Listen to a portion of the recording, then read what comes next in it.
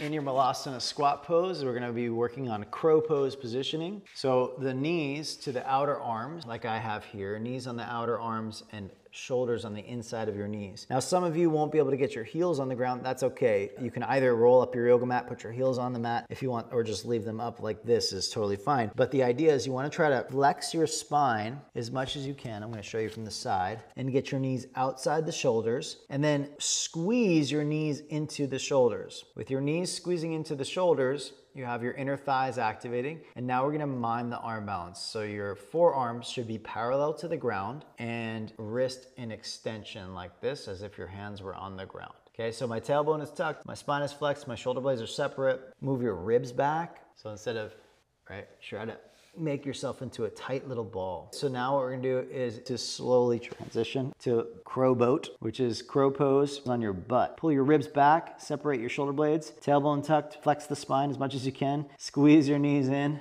and then relax.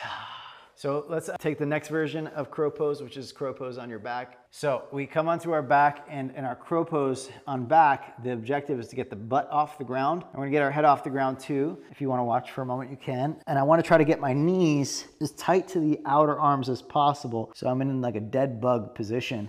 So feet on the blocks, together, knees wide. The bolster is not back here because where you would fall is in front. It's not, you wouldn't fall, close to your feet.